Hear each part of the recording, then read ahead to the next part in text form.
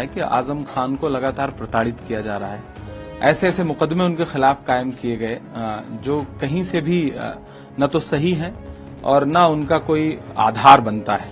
सजा कराने के बाद जिस तरह जेल ट्रांसफर, आजम खान कोई अपराधी नहीं है, जिस तरह से उनका जेल ट्रांसफर परिवार को प्रताड़ित करना, ये राजनीति में इस हद तक सरकारों को नहीं जाना चाहिए।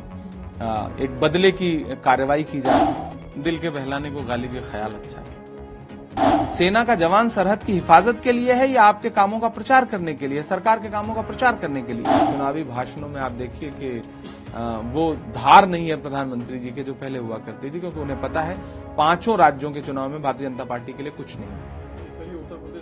देखिए, पूरा उत्तर प्रदेश ही नहीं बल्कि पूरा देश जानता है कि आजम खान को लगातार प्रताड़ित किया जा रहा है। ऐसे ऐसे मुकदमे उनके खिलाफ कायम किए गए जो कहीं से भी न तो सही हैं और न उनका कोई आधार बनता है। लेकिन सरकारी तंत्र ने उनको लगातार परेशान किया। कोविड के दौरान भी उनको जेल में रखा गया और अभी एक ऐसे प्रकरण में उनको सजा कराने के बाद जिस तरह जेल ट्रांसफर, आजम खान कोई अपराधी नहीं है, जिस तरह से उनका जेल ट्रांसफर परिवार को प्रताड़ित करना, ये राजनीति में इस हद तक सरकारों को नहीं जाना चाहिए। एक बदले की कार्रवाई की जा रही है। कांग्रेस पार्टी ऐसी किसी भी प्रताड़ना वाली कार्रवाई की निंदा करती है।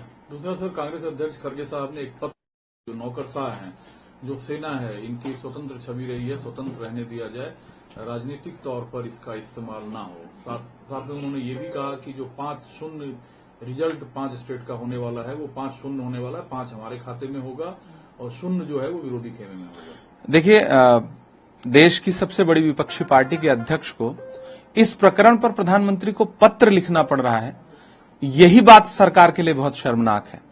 नौकरशाहों का इस्तेमाल करना, सेना का राजनीतिक तौर पर इस्तेमाल करना, सेना स्वतंत्र रहे, क्या मतलब ये सोचनीय विषय हुआ क्यों? ये इस पे प्रश्न आया क्यों?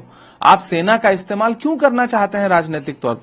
सेना का जवान सरहद की हिफाजत के लिए है या आपके कामों का प्रचार करने के लिए, सरकार के कामों का प्रचार करने के लिए?